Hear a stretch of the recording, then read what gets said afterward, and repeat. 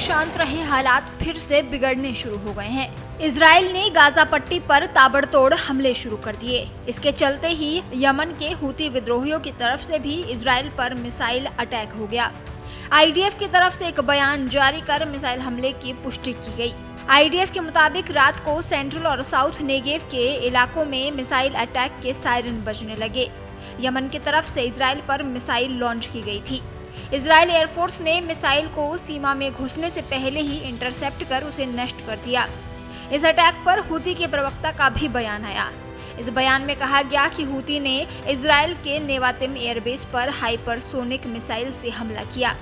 साथ ही ये धमकी भी दे दी कि अगर गाजा पर इजरायली हमले बंद नहीं हुए तो उनके हमले के दायरे को बढ़ा दिया जाएगा। इजराइल डिफेंस फोर्स और इजराइल सिक्योरिटी एजेंसी ने मिलकर गाजा पट्टी में हमास के ठिकानों पर हमला बोल दिया। आईडीएफ ने मंगलवार को किए हमले में हमास सरकार के प्रमुख और गाजा पट्टी में सबसे वरिष्ठ नेता एसएम अल-डालिस को मार गिराने का दावा किया है।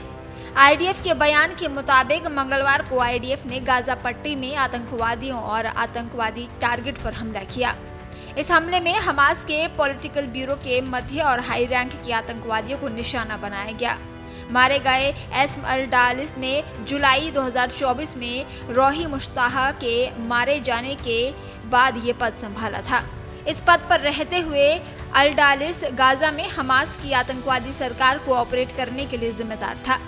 इसके अलावा आईडीएफ ने अन्य हाई वैल्यू टारगेट को मारने का दावा किया है, जिनमें महमूद मरजुक, अहमद अबू वाथफा जो हमास के इंटरनल अफेयर मिनिस्टर और हमास की इंटरनल सिक्योरिटी फोर्स के इंचार्ज थे। हमास की इंटरनल सिक्योरिटी फोर्स का प्रमुख बहजत हसन मोहम्मद अबू सुल्तान अहमद और हमास के लॉ एंड जस्टिस मंत्री अमर अब्दुल्लाह अल-ताहा शामिल है।